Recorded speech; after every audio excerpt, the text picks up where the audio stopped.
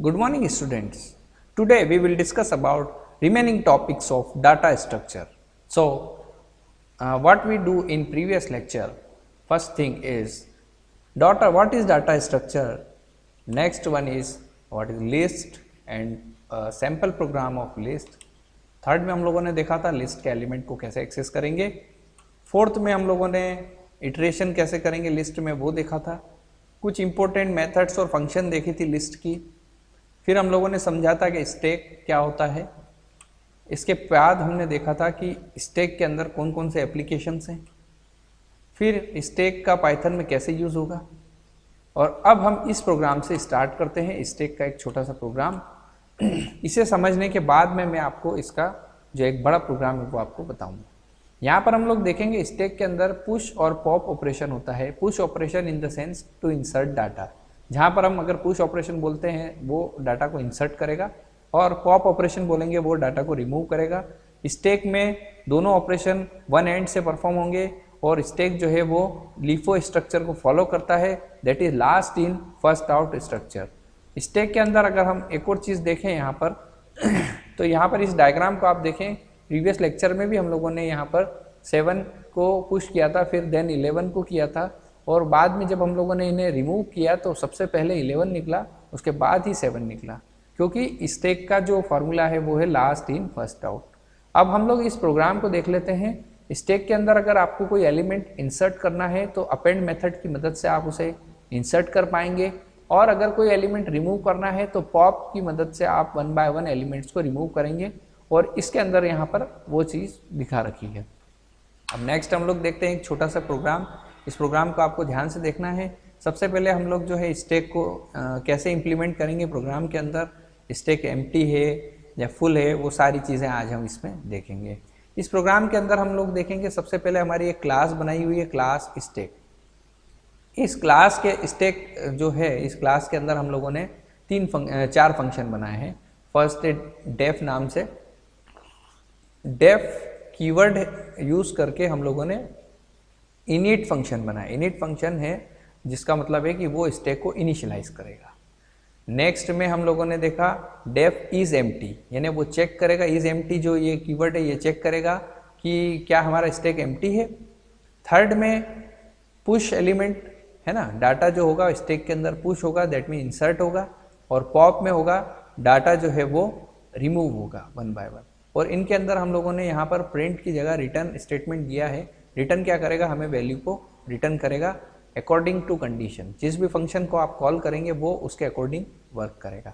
तो सबसे पहले इस फंक्शन की डेफिनेशन को आप समझें तो हमने इनिट नाम का एक फंक्शन बनाया, उसके अंदर स्टैक का नाम लिख दिया है हमने सेल्फ। ये जो पैरामीटर है इसका सेल्फ जो है ये एक स्टैक हो गया। फिर अब हम सेल्फ डॉट आइटम्स की मदद से यहाँ पर एक एम्प्टी लिस्ट को इनिशियलाइज कर देंगे। ठीक है, यहाँ पर हमने सेल्फ डॉट आइटम यानी सेल्फ की वैल्यू अभी हमने क्या कर दी, एम्प्टी इनिशियलाइज कर दी, क्योंकि यहाँ पर एक भी एलिमेंट नहीं है। इसके बाद में एक दूसरा फंक्शन बनाया है इज एम्प्टी।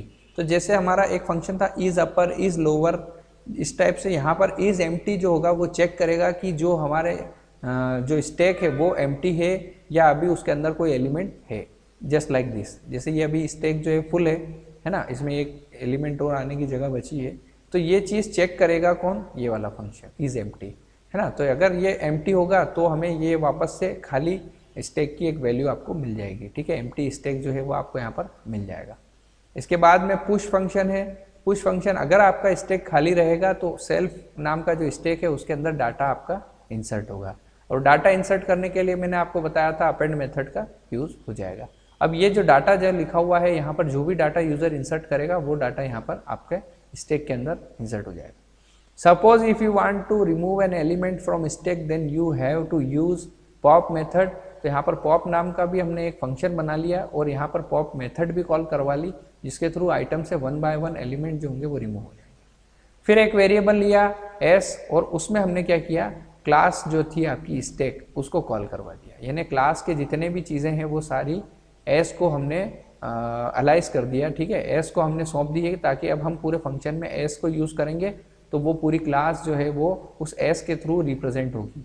ठीक है, तो क्लास की वैल्यू जो थी, स्टैक हमारी क्लास थी, इसकी वैल्यू हमने एस नाम के एक वेरिएबल को दे दी है। अब व्हाइल ट्रू क्यों लिखा है ये मैं आपको आगे बताऊंगा। यहाँ पर हम लोगों ने 3 स्टेटमेंट प्रिंट करवा दिए हैं, प्रिंट प्रेस 1, प्रेस 2 और प्रेस 3।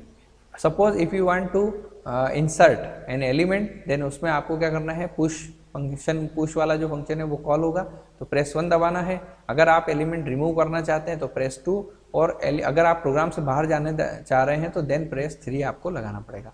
अब यहाँ पर हम देखेंगे एक डू नाम का वेरिएबल बनाया हमने, ये वेरिएबल क्या करेगा, यूज़र की जो चॉइस है उससे एंटर करवाएगा।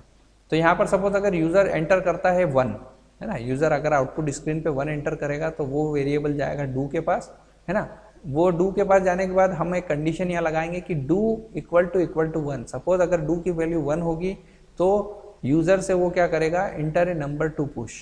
तो यहाँ पर नंबर पुश करने के लिए कहेगा, और इस जगह हम लोग क्या करेंगे, पुश फंक्शन जो है यहाँ पर उसे कॉल करेंगे। तो पुश फंक्शन ये रहा, देखिए आप, है ना। और पुश फंक्शन को रिप्रेजेंट कौन सी क्लास के अंदर है, एस नाम की क्लास में आ गया, ठीक है।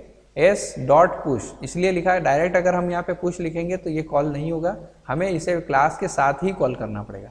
तो एस डॉट पुश जैसे ही हम लिखते हैं और तो पुश फंक्शन यहाँ पर देखिए कॉल होगा, और जो भी डाटा होगा वो आपका एन नाम का जो डाटा है, ये जो एन वेरिएबल है यहाँ पर, एन जो पैरामीटर है, ये पैरामीटर की जगह जो भी यूज़र डाटा इंसर्ट करेगा वो सीधा सीधा यहाँ पर इस सेल्फ के अंदर, दैट मीन स्टैक के अंदर डाटा आपका इंसर्ट हो जाएगा।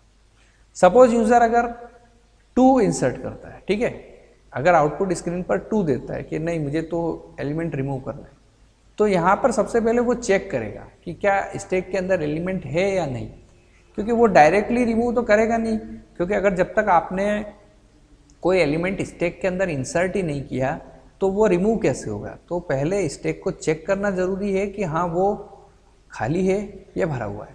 तो इसके लिए हम लोगों ने ये फंक्शन बनाया था इज़ एम्प्टी। तो ये इज़ एम्प्टी फंक्शन आपको समझ में आ गया होगा कि क्या काम करेगा। इज़ एम्प्टी फंक्शन कॉल करेगा। इज़ एम्प्टी फंक्शन की जो डेफिनेशन है, अगर वहाँ पर ये वाले यानी स्टैक अगर एम्प्टी मिलेगा तो हमें प्रिंट में ये मैसेज मिलेगा। अगर ये चीज़ फॉलो नहीं होती है तो फिर एल्स में जाकर के हमारा जो फंक्शन है, कौन सा फंक्शन है, पॉप फंक्शन। तो पॉप फंक्शन जो है वो यहाँ पर कॉल हो जाएगा, लेकिन क्लास के साथ।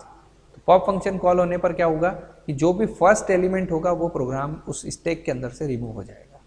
ठीक है, आप लोग ध्यान से देखें, ये अपने दिमाग में इस तरह का स्ट्रक्चर रखें स्टैक को जब आप यूज़ करते हैं तब।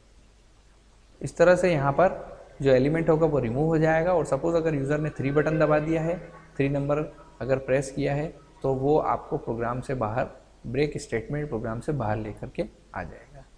तो उम्मीद करता हूँ ये प्रोग्राम आपको समझ में आया होगा। इसे बहुत ध्यान से समझने की ज़रूरत है। इसमें आप चाहें तो थोड़ा सा इम्प्लीमेंटेशन करके घर पे इसकी प्रैक्टिस कर सकते हैं। तो इसे आप एक बार बिल्कुल करके देखिए, क्योंकि स्टैक वेरी इंपॉर्टेंट टॉपिक है क्लास 12 के लिए, और इसका 100% एक प्रोग्राम आता ही आता है। तो ये चीज़ आपको समझ में आई होगी। नेक्स्ट हम लोग देखते हैं यहाँ पर क्यू। क्यू का मतलब आप लोग समझ गए होंगे कि एक लाइन, ठीक है, लाइन में सबसे आगे और एक सबसे पीछे। तो यहाँ पर देखेंगे हम लोग क्यू का एक छोटा सा अगर हम समझे तो फर्स्ट इन फर्स्ट आउट, यानी जो पहले जाएगा वही पहले बाहर आएगा, है ना। जैसे हम लोग अगर एक टिकट की लाइन देखें तो टिकट में जो सबसे आगे रहता है वही सबसे पहले ही आउट होता है, ठीक है, यानी जो लाइन में पहले आया वही पहले जाएगा। और तो ये फीफो स्ट्रक्चर को फॉलो करता है, first in first out. First element जो क्यू के अंदर ऐड होगा वो ही सबसे पहले रिमूव होगा। क्यू फीफो स्ट्रक्चर को फॉलो करता है। क्यू के अंदर क्या होगा, एलिमेंट जो है वो सबसे पहले इंसर्ट होंगे, और रिमूव भी वो सबसे पहले वाला ही एलिमेंट फर्स्ट में रिमूव होगा, यानी जो पहले आया वही पहले जाएगा। One end is always use to insert data and the other end to delete data. अब इसमें क्यू के अंदर क्या होता है कि अगर हमें कोई एलिमेंट हटाना है, डिलीट करना है, तो वो डिलीट करने के लिए आपको लास्ट एलिमेंट से ही रिमूव होगा, और अगर कोई नया एलिमेंट इंसर्ट करना है तो वो लास्ट से होगा, और फर्स्ट एलिमेंट जो है वो दोनों एंड से रिमूव हो सकता है, ठीक है। क्योंकि क्यू में क्या होता है कि जैसे फर्स्ट वाला अगर रिमूव करना है तो फर्स्ट से हो जाएगा, ऐड करना है तो भी लास्ट से हो जाएगा। इस चीज़ को समझने के लिए हम लोग एक प्रोग्राम देखते हैं। यहाँ पर देखिए आप, एक क्यू है, क्यू के अंदर अगर आपको नया एलिमेंट जोड़ना है तो इसमें देखिए ये लास्ट में जाकर के जोड़ रहा है, ठीक है। ये क्यू है मेरी, इसके अंदर ये वाला एरिया जो है फ्रंट है और ये वाला एरिया बैक है ना। ये ना लाइन में ये शुरू में खड़ा हुआ है और ये लास्ट में आके लगा है। तो लास्ट में जो लगा है वो इसमें यहाँ पर आएगा, और जो अगर फ्रंट में है तो वो यहाँ से निकल जाएगा। अगर रिमूव करना है तो फ्रंट से होगा, और इंसर्ट करना है तो लास्ट से होगा। तो अगर आप कोई भी नया एलिमेंट क्यू के अंदर अगर इंसर्ट करते हैं तो वो लास्ट पोजीशन से आपका होगा। इसमें आप देखेंगे कि लास्ट पोजीशन में इस ऑपरेशन को क्या बोलते हैं, enqueue operation. Enqueue operation यानी suppose if you want to add a new element in the queue, then this is called enqueue operation. और फ्रंट से अगर आप कोई रिमूव कर रहे हैं एलिमेंट तो उसे कहेंगे हम लोग डी क्यू ऑपरेशन। क्यू के अंदर इन क्यू और डी क्यू का मतलब आपको समझ में आ गया होगा। डी क्यू मतलब एलिमेंट को निकालना, इन क्यू मतलब एलिमेंट को इंसर्ट करना। अब हम देखते हैं इसके क्यू के एप्लीकेशन। तो हम लोग डाटा सिंक्रोनाइजेशन में क्यू का यूज़ करते हैं, ठीक है। कोई भी डाटा जो है असिंक डिवाइस से ट्रांसफ़र होता है तो वो दोनों का डाटा जो है सिंक्रोनाइज्ड हो जाता है, ठीक है। जैसे क्लाउड पे अगर आपने कोई डाटा ट्रांसफ़र डाला है और अगर आपका मोबाइल फॉर्मेट हो गया है तो आपका जो मोबाइल होगा, जब क्लाउड से डाटा आप सिंक्रोनाइज करेंगे तो जो भी डाटा होगा वो क्लाउड से आपके मोबाइल पे सीधा सीधा ट्रांसफ़र हो जाएगा। यानी जो डाटा क्लाउड पे रखा है वो सीधा आपके मोबाइल पे आ जाएगा, है ना। तो आपका मोबाइल पहले क्या था, असिंक था, और क्लाउड ने क्या किया, उसे सिंक्रोनाइज किया। तो इसे हम क्या कहेंगे, सिंक्रोनाइजेशन में ये क्यू से की मदद से होता है। दूसरा है रिसोर्स शेयरिंग। मल्टीपल कस्टमर जो होंगे, मल्टीपल कंज्यूमर होंगे, उसमें रिसोर्स अगर कोई शेयर हो रहा है तो जो पहले आएगा वही पहले पाएगा। ये चीज़ हमें क्यू के कारण हमको मिल जाती है। सपोज़ अगर एक प्रिंटर है आपके कंप्यूटर लैब में और वहाँ पर 4 यूज़र हैं, चारों यूज़र ने क्या किया, प्रिंट के लिए रिक्वेस्ट दी है। तो प्रिंटर सबसे पहले किसके पेज को प्रिंट करेगा, तो प्रिंटर जो होगा सबसे पहली रिक्वेस्ट जो मिली होगी, जो पहले जिसकी रिक्वेस्ट आई होगी उसी के पेज को पहले प्रिंट करेगा, ठीक है। और जिसकी रिक्वेस्ट लास्ट में आई होगी उसका पेज लास्ट में प्रिंट हो जाएगा। फिर सर्चिंग करने में भी हमें ग्राफ थ्योरी के अंदर सर्चिंग करने में भी क्यू से बड़ी हेल्प मिलती है, ठीक है। Interrupt handling, multiple interrupt as the order they arrive. और कई बार क्या होता है कि बहुत सारे इंटरप्शन वाली हैंडलिंग भी मिलती है, प्रोग्राम्स को हैंडल करना पड़ता है, तो भी आप क्यू की मदद से उन्हें हैंडल कर सकते हैं। नेक्स्ट हम लोग देखते हैं using list as a queue in a Python. अब हम लोग यहाँ पर भी क्यू बनाने के लिए लिस्ट का यूज़ करेंगे। तो concept of Q implement in easy in Python because it support in build function insert and pop. यहाँ पर पहले स्टैक के अंदर हमने क्या किया था, अपेंड और पॉप का यूज़ किया था नए एलिमेंट के लिए, लेकिन अब यहाँ पर हम लोग इंसर्ट फंक्शन का यूज़ करेंगे और पॉप मेथड का यूज़ करेंगे रिमूव करने के लिए। तो by using this function make the code short and simple for Q implementation. इसमें बिल्कुल कोई घबराने की ज़रूरत नहीं है। यहाँ पर बहुत ही शॉर्ट में आपको क्यू में आपको समझाऊंगा, बहुत अच्छे से आपको समझ में आ जाएगा। To add an item in the front of queue that is enqueue an item we use insert function.